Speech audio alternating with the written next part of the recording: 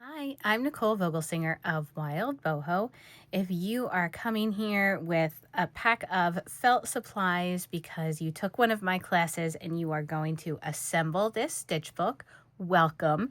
If you are coming here just because you'd like to try this project and you are going to get your own supplies, this video will walk you through all the steps that you need to be able to create a stitch book.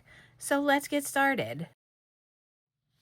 To make this stitch book, you are going to need to cut out of the pattern the 6x9 cover and the 5.5x6 inner part of the stitch book. If you've taken one of my longer classes and you already have been gifted the felt cover and inner part, you don't have to worry about this part of the pattern. But if you wanted to add additional pages to your stitch book, you could cut out multiple pieces of the inner part of the pattern out of felt. And for the felt, I'm going to be using these gorgeous colors. This is all a wool blend felt that I purchased on Etsy. I'm going to be mixing and matching colors, but I'm going to be cutting my pieces out of this felt. So I'm just going to place a piece of the pattern once it's been cut out on the felt, pin it into place using these adorable Tula Pink unicorn pins, and then I'm going to cut my pattern out of the felt. So I'm grabbing my fabric scissors and I am just going to cut out the pieces of my stitch book.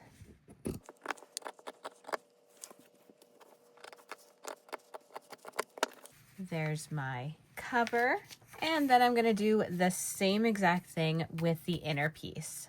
And again, you can cut as many of these inner parts as you want. The more that you cut and add to your book, the more stitches you will be able to add to your book. I'm going to be cutting out a lot of these. I'm making a little assembly line of covers and inner pages. And again, if you're taking one of my classes over the summer, you are going to get this part of the project. And then you can just fast forward ahead in the video and get to the part where we actually assemble the book and start stitching. This is my assembly line full of books that I've assembled. So you can see each of the books gets folded. It gets a piece inside of it. I've got lots of color options. And again, for my multi-day classes, this is a fun side project to give everyone to work on during the class. It allows you to experiment with different techniques on the cover, but also add the stitches that we're working on inside. And then that's a little souvenir to sort of take away from the class and continue using outside of the class. This is my version. You can see I have several pieces of felt inside. I'm making a multi-page version. I've got 4 of the inner pieces and 1 of the cover piece. And to begin my first stitch of the stitch book, I want to have all of my pieces clipped to this because we are going to sew a backstitch seam down the middle of these pages. I like to begin just by folding this in half and getting a little bit of a crease here. And then just placing a ruler right where it unfolded. And then I'm just going to mark a line down the center of this, just with a white marking pencil.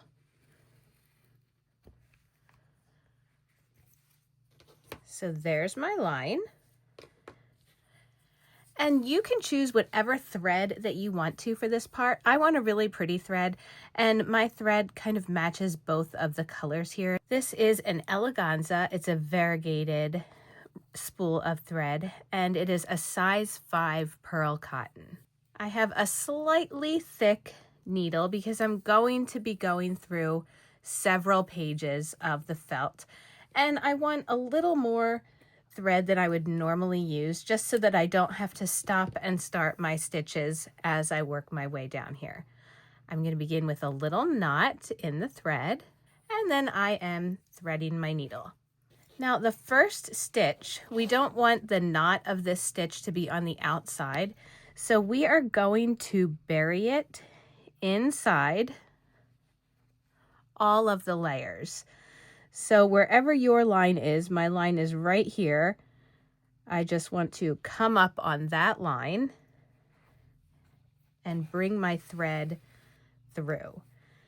Now, once it is through the layers and not through the cover, all of the rest of my stitches are going to go through the cover. This is just burying the knot inside of here. And so my first stitch, I'm just going to take down to the top layer, or to the very top of my top layer, and I'm going to make my first back stitch. So now I'm going through the cover and all 4 layers. So I'm going through 5 layers. If you're just doing the simple version of this, you're going through 2 layers. I'm going to hold my stitch book like this, and then I'm bringing my needle up a little stitch length away from that stitch, and I'm going to take it down. You can either go inside the same hole, or you can take it right next to the hole. For this project, since I'm creating a really straight line, I'm going to be taking my stitches into the previous hole just to keep them nice and lined up. And then I'm just going to stitch my back stitch.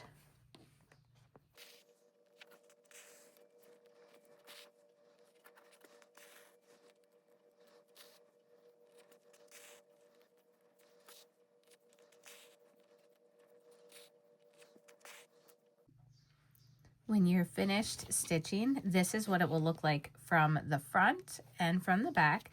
So your stitches are going to be visible on the back. That's totally fine. This is a stitch book. So now you're going to remove all 4 of the clips. My needle is still attached. I'm bringing it back up through a layer or 2. And then I'm just going to tie a knot with my thread. So I'm bringing it up through my second layer and then just doing a little knot, and then I will trim that off. If you want your stitches and stitch tails to be visible, you can leave a longer tail on this. You know I'm always talking about hoop guts and your stitch guts. So if you want this book to really represent all of the time and effort that you've taken, just leave a little tail like that. You can always trim it off later if you don't like it. Now my book is put together. Here are all of my pages. I'm just going to fold it like this. And we're folding this into thirds.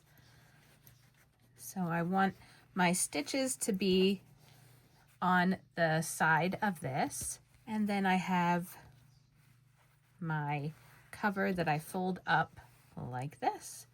So now if you want this to really start staying in this shape, you can just pin this or clip this like that and place it under a stack of books for a little bit. Just let it get the shape of being folded.